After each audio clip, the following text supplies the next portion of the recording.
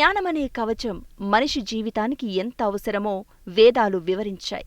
ఆ వేదాల్లోని సారాన్ని అవగతం చేసుకుని లోకానికి జ్ఞానకవచాన్ని అందించే ఉద్దేశంతో వేదార్థ సంగ్రహం అనే గ్రంథం ద్వారా జ్ఞానదీపికలు వెలిగించారు శ్రీ రామానుజీయర్ స్వామి. ఆ వెలుగు రేఖలను మరింత ప్రకాశవంతం చేయ సంకల్పించి ప్రవచన ధారానుగ్రహ భాషణాన్ని వినిపించారు శ్రీ శ్రీ శ్రీ త్రిదండి చిన్నజీయర్ స్వామి. ఆ జ్ఞానామృతమును మనమూ పంచుకుని జన్మను జ్ఞానమయం చేసుకుందాం. సాలెపురుగు నమ్ముతావు, పరమాత్మని నమ్మనంటావు, వేదాన్ని నమ్మనంటావు. నువ్వు నమ్మినా నమ్మకపోయినా సాలెపురుగే, దాని యొక్క ప్రభావం దానిదే. అలానే నువ్వు నమ్మినా నమ్మకపోయినా భగవంతుడి యొక్క ప్రభావం వాడిదే. ఈ ప్రపంచం యొక్క స్థితే. ఇది ఇలా ఉంది అనేది మనం ఊహించడం కాదండి.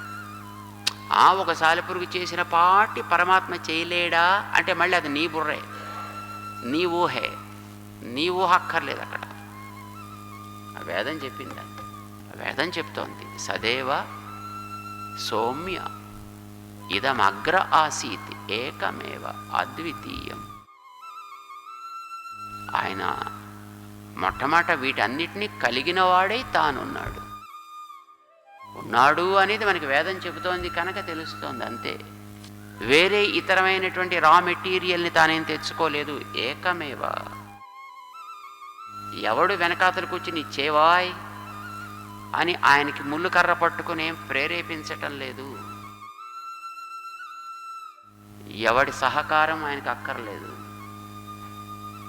ఎవడి తెలివితేటలు ఆయనకు అవసరం లేవు. అద్వితీయం.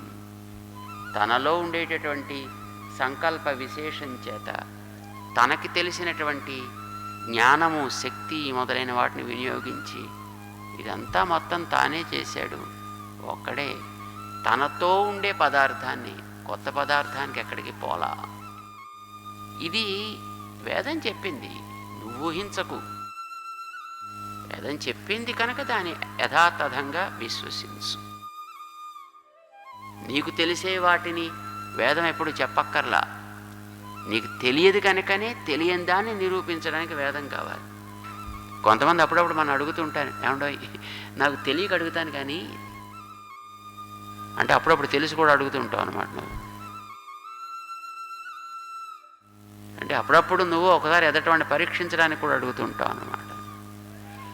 నీకు తెలియదు కనుకనే చెప్పడానికి వీళ్ళు ఉంటారు ఇక్కడ. మనకి తెలియదు కనుకనే తెలియని వాటిని మనకి తెలియచెప్పటం కోసం బయలుదేరింది వేదం. అది ఎలా చెబితే అట్లా నువ్వు విశ్వసించు and try to follow that. దాన్ని యథాతథంగా ఫాలో కా. అంతేకాని అందులో నాకు ఇది ఈ వాస్తవమేనండి, ఇది అంగీకరిస్తా, ఇది అంగీకరించను. నువ్వెవడో అంగీకరించడానికి, అంగీకరించకపోవడానికి. అందులో ఉండేటటువంటి ప్రతి అక్షరాన్ని ఎట్లా సమన్వయం చేసుకోవాలో చెప్పేటటువంటి శాస్త్రం ఉంది. దానికి వ్యాకరణము అని పేరు పెట్టారు. ఎలా అర్థం చెప్పాలో అవి చెప్తూనే దాని తగ్గట్టుగా నువ్వు కూడా అర్థం చెప్పుకో. చక్కగా సుఖంగా హాయిగా వాస్తవాన్ని తెలుసుకునే ప్రయత్నం చెయ్యి. మేము అది అంగీకరిస్తున్నాం, మేము దాన్ని విశ్వసిస్తున్నాం. అంచేత మాకేం పెద్ద ప్రమాదం ఏం లేదు. మాకు బ్రహ్మకేదో ఒక భ్రాంతి పట్టుకోవాలి అనేటటువంటి ప్రమేయం మాకేమీ లేదు అని గతంలో రామానుజులు చెప్పిన వాక్యాన్ని మనం చదువుకున్నాం.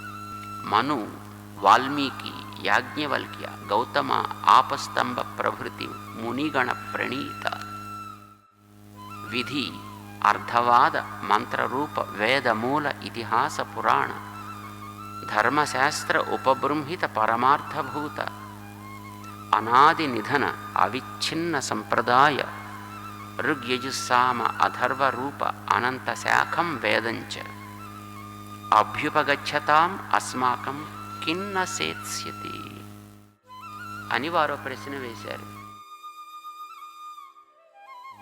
ఎంతోమంది మహానుభావులైనటువంటి ఋషులున్నారు. ఆ ఋషులకి మార్గదర్శనం చేసేటటువంటి వేదశబ్ద రాశి ఉంది. దాని యొక్క తాత్పర్యాన్ని వివరించడానికి ఏర్పడ్డటువంటి ఎన్నో ఉపబృంహణాలు ఉన్నాయి. ఆ ఉపబ్రహ్మాణాల్లో కొన్ని మంత్రాలుగా ఉన్నాయి, కొన్ని విధులుగా ఉన్నాయి, కొన్ని అర్ధవాదాలుగా ఉన్నాయి. ఇది చెయ్యి, ఇది మాను అని చెప్పేది విధి అంటాం. చెప్పిన దాన్ని కాస్త మంచిగా మన మనస్సుకి పట్టేటట్టుగా చెప్పేటటువంటి భాగాలని అర్ధవాదాలు అని అంటారు. దాని మీద మనకి రుచి పుట్టాలంటే దాన్ని కొంచెం చక్కగా ప్రశంసించాలి. లేదు దాని నుంచి మనం వెనక్కి రావాలి అని అంటే అందులో ఉండే దోషాలని గట్టిగా ఎత్తి చూపేట్టుగా ఉండాలి. ఇలాగా అది పొగట్టానికో లేకపోతే దాని నుంచి మన వెనక్కి తిప్పటానికో చేసేటటువంటి ప్రయత్నాలని అర్ధవాదాలు అంటారు. ఏదేది మనం చెయ్యాలో మనకి తెలియచెప్పేవి మంత్రాలు అంటారు. కొన్ని విధులుంటాయి, కొన్ని మంత్రములుగా ఉంటాయి, కొన్ని అర్ధవాదాలుగా ఉంటాయి. ఇలా ఉంటుంది వేదం అనేది. అది మూల గ్రంథం అంటాం. దాన్ని వివరించడానికి ఏర్పడ్డ ఉపబ్రహ్మణ రూపంలో ఉండేటటువంటివి పురాణము, ధర్మశాస్త్రము, వీటన్నిటినీ మేము అంగీకరించాం. ఆ వేదం అనేది ఋగ్, యజు, సామ, అథర్వ రూపాల్లో ఉంటుంది. ఇందులో ఏ ఒక్కటి ప్రమాణము కాదు అనే సంప్రదాయం కాదు మనది. ఇందులో ప్రతి భాగాన్ని మనం ప్రమాణమని అంగీకరిస్తాం. చేత ఇందులో మాకు కుదరంది అంటే ఏముంది కనుక మనం సొంత బుద్ధితోటి ఏదో ఇది తగునా, తగదా, పొసగుతుందా, పొసగదా అనుకుంటే అప్పుడు ఆలోచించాలి. కానీ మాకు అట్లాగా సొంత బుద్ధులేం అక్కర్లేదు. పెద్దలు ఇచ్చిన బుద్ధి ఏదో అది చాలు, దాన్ని మేము అనుసరిస్తాం. ఏమిటి ఆ పెద్దలు ఇచ్చింది చెప్పండి, ఎక్కడుందో అది అని అడిగారు. దానికి చెప్తున్న సమాధానం రామానుజుల వారు. యథోక్తం భగవతా ద్వైపాయనేన మహాభారతే. మహాభారతంలో వేదవ్యాస భగవానుడు చెప్పాడు. ఎక్కడ? శ్రీకృష్ణుడు చేసినటువంటి ఉపదేశముగా మనకు అందినటువంటి భగవద్గీతలో యో మామజమనాదించ సర్వలోకమహేశ్వరం అని భగవంతుడు చెప్పుకున్నటువంటి మాట భగవద్గీతలో. అది మాం అజం అనాదించ సర్వలోక మహేశ్వరం. లోకం అనేది ఒకటి ఉంది. ఆ లోకానికి నియంత అయినటువంటి వాణ్ణి నేను. ఆ లోకం అనేటటువంటిది చేతన అచేతన రూపంలో ఉంటుంది. నేను దానికి కారణమైనటువంటి వాడిని, జన్మాదులు లేని వాడిని నేను. ఇప్పుడు ఈ కాలంలో ఆరంభమయ్యాడు పరమాత్మ అనేది లేదు, అనాది. నిజమే, ఆయన ఒక్కడే అలా ఉంటాడు కాబోలు అంటే నేనొక్కడే ఉండడం కాదయా, నాకంటే వేరైనటువంటివి రెండు రకాల పదార్థ జాతం ఉన్నది. ద్వావిమౌ పురుషౌ లోకే క్షరశ్చ అక్షర ఏవచ. క్షర సర్వాణి భూతాని కూటస్థః అక్షర ఉచ్యతే. ఉత్తమ పురుషస్త్వన్యః పరమాత్మేత్యుదాహృతః. యో లోకత్రయమావిశ్య బిభర్తి అవ్యయః ఈశ్వరః. ఇది కూడా ఆయనే చెప్పుకున్నాడు భగవద్గీతలో.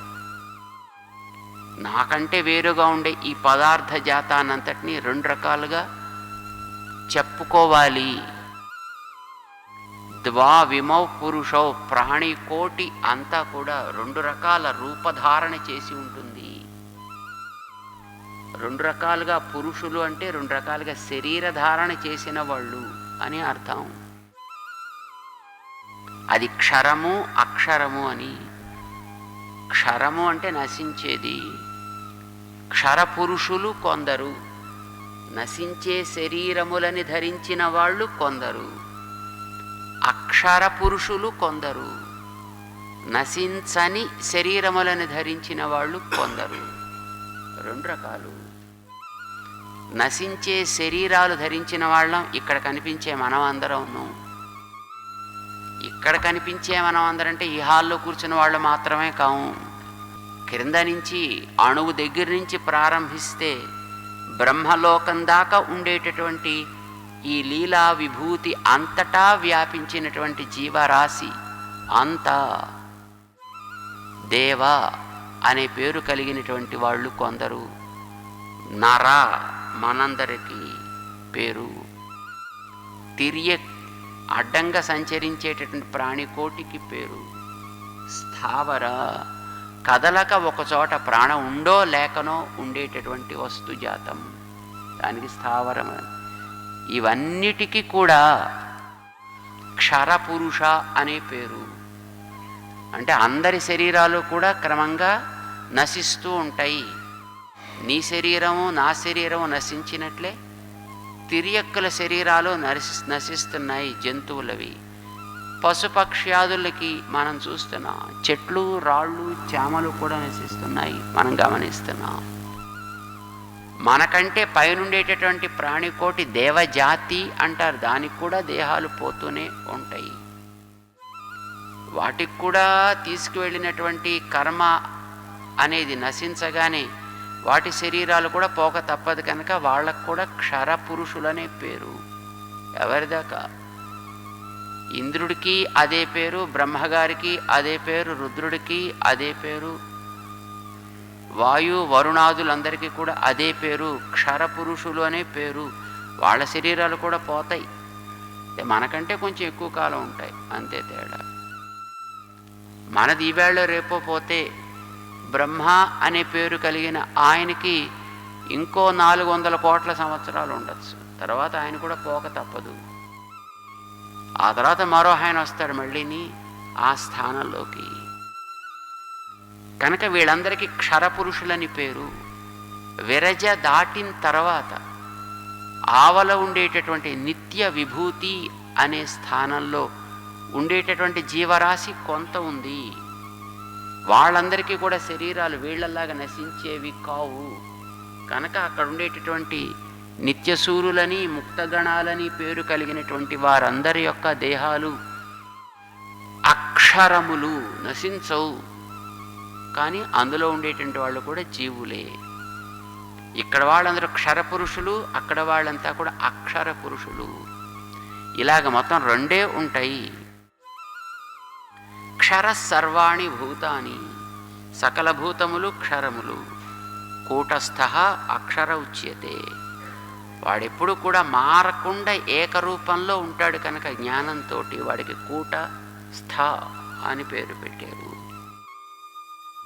అయితే ఈ ఇద్దరి కంటే కూడా ఈ 2 రకాలైనటువంటి సమూహాల కంటే ఉత్తమ విలక్షణుడు ఆయనకి పరమాత్మ ఇది ఉదాహృత.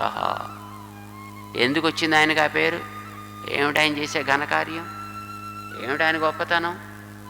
అంటే 3 పనులు చేస్తాడయా. యహ లోకత్రయం ఆవిశ్య బిభర్తి ఈశ్వర అవ్యయ. ఆయన ఈ లోకత్రయం తనకంటే వేరుగా ఉండేటటువంటి లోకత్రయం, ఈ సకల చరాచర ప్రపంచాన్ని కూడా ఆవిశ్య ఒకటి ప్రవేశించి ఉంటాడు వీటన్నిటిలోనూ. బిభర్తి వీటన్నిటిని కూడా తాను భరిస్తూ ఉంటాడు. ఆయన ఈశ్వర నియమిస్తూ ఉంటాడు. 3 పనులు చేస్తాడు ఆయన. ఆయన ఎప్పుడు మారడు. ఆయన అవ్యయుడు. అవ్యయుడై తానుంటూ ఈ లోకాలన్నింటినీ కూడా, అంటే ఈ క్షరపురుష అక్షర పురుష అని అనుకునేటటువంటి వస్తుజాతానంతటినీ కూడా ఆవిశ్య బిభర్తి ఈశ్వర 3 పనులు. 1 ప్రవేశించి ఉండడం, 2 వాటన్నిటిని కూడా ఆధారమై ఉండడం, 3 వాటన్నిటిని కూడా తన చెప్పు చేతలలో కలిగి ఉండడం, నియంత్రించుట. ఈ 3 పనులు చేస్తుంటాడు. ఇది భగవద్గీతలో చెప్పాడు వేదవ్యాస భగవాను. కానీ ఆయనే ఇతర గ్రంథమైన భారతంలో కాలం స పచతే తత్ర నకాలస్తత్ర వై ప్రభు ఏతే వై నిరయస్తాత స్థానస్య పరమాత్మనః. కాలం సాపచతే తత్ర,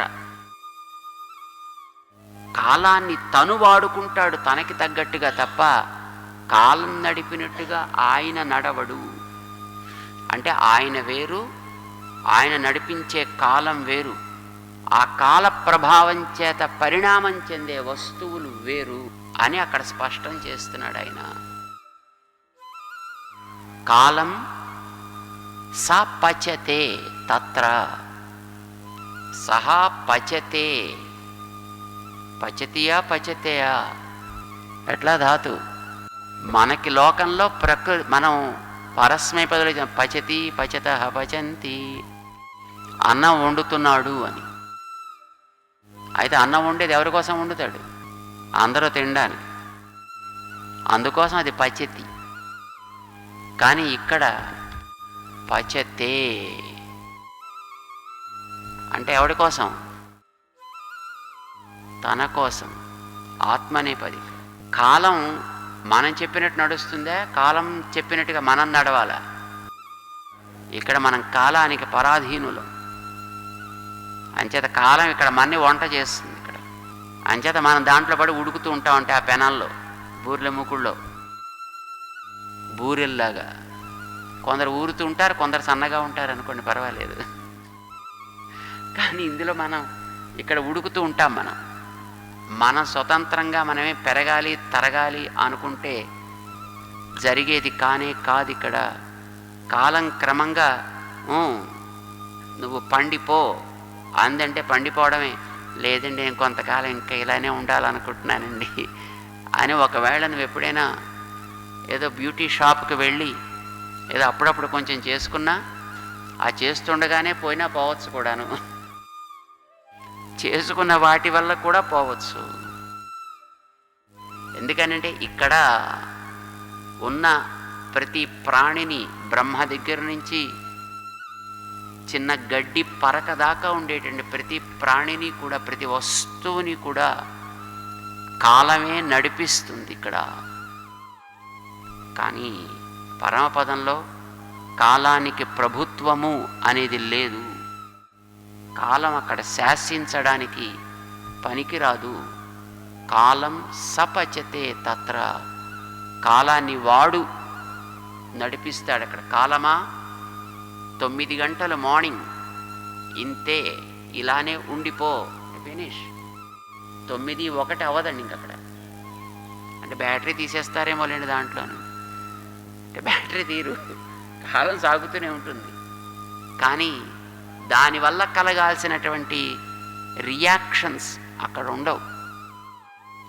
మనలో తెల్లారగట్ట ఒక రకమైనటువంటి భావ ఆవేశం ఉంటుంది, మధ్యాహ్నం మరొక రకమైన భావావేశం ఉంటుంది, సాయంకాలం మరొక రకమైన భావావేశం ఉంటుంది, రాత్రి ఇంకొక రకమైనటువంటి భావావేశం ఉంటుంది, రాత్రి కుంభకర్ణ ఆవేశం ఉంటుంది,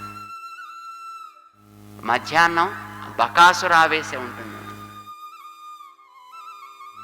అంటే లోపలుండేటటువంటి కాల ప్రభావం చేత ఏర్పడేటటువంటి సీక్రెషన్స్ అట్లా వస్తాయి.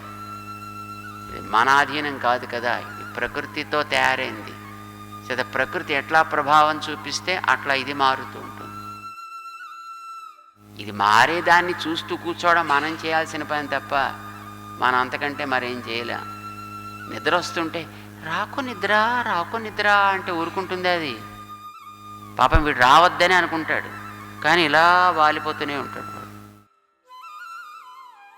మన ఆధీనం కాదు ఇక్కడ, దాని ఆధీనంలో మనం బతుకుతున్నాం.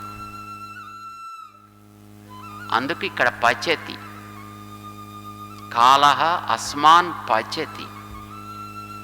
కానీ ఆ లోకంలోకి వెడితే, విరజ దాటి ఆవలకు వెడితే కాలం అనేటటువంటిది అక్కడుండే వాళ్ళ మీద తన ప్రభావాన్ని చూపించజాలదు.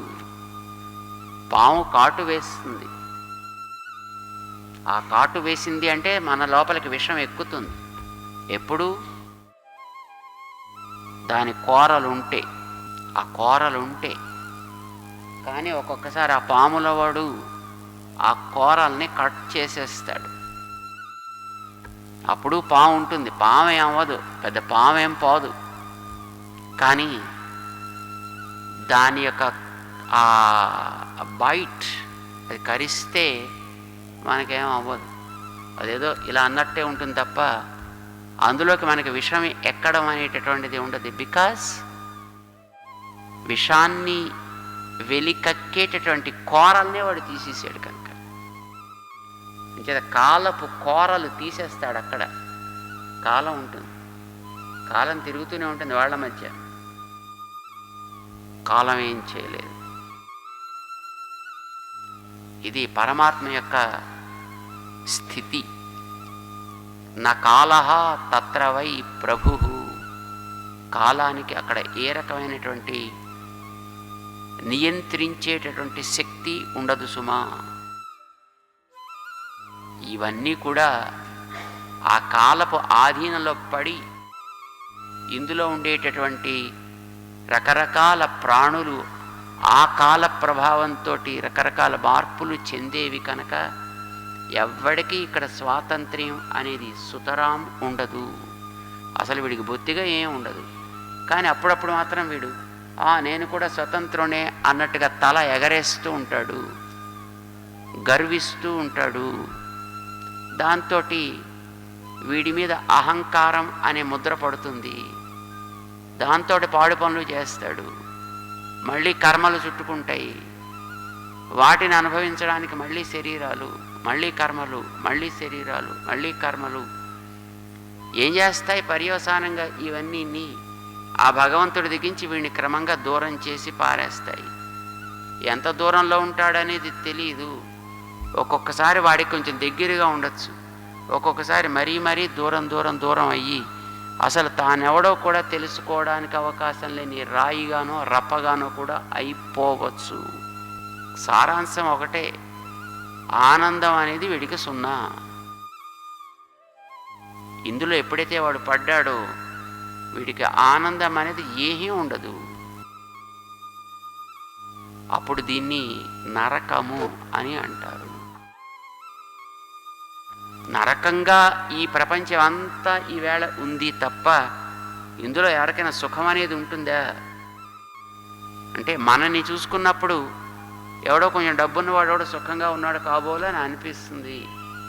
వాడికి వాడి పైవాడు సుఖంగా ఉన్నాడు అనిపిస్తుంది, వాడికి ఆ పైవాడు సుఖంగా ఉన్నాడు అనిపిస్తుంది. ఒకడిని చూసుకుంటే ఒకడు ఏదో కాస్త వాడి సంబంధాన్ని బట్టి వీడి కొంచెం ఎక్కువ తక్కువ ఉన్నట్టు అనిపించడమే తప్ప సహజమైనటువంటి ఆనందము అనేది ఎవ్వడికి ఇక్కడ ఉండనే ఉండదు. అది లేనప్పుడు ఇవన్నీ కూడా నరకప్రాయములే. అందుకే మహర్షి చెప్తున్నాడు, ఏతే వై నిరయస్తాత. ఈ లోకాలన్నీ కూడా నరకములు. స్థానస్య పరమాత్మనః. భగవంతుడి యొక్క స్థితితోటి మనం దీన్ని కంపేర్ చేసి చూసినప్పుడు ఇవన్నీ నరకాలే. అయితే నరకాల్లో కొన్ని చిన్న నరకాలు, కొన్ని పెద్ద నరకాలు. చిన్న నరకంలో వాడు పెద్ద నరకంలో వాడిని చూసి అమ్మో అని భయపడతాడు, పెద్ద నరకంలో వాడు చిన్న నరకంలో వాడిని చూసి గేలి చేస్తుంటాడు. కానీ వీడున్నది నరకమే, వాడున్నది నరకమే.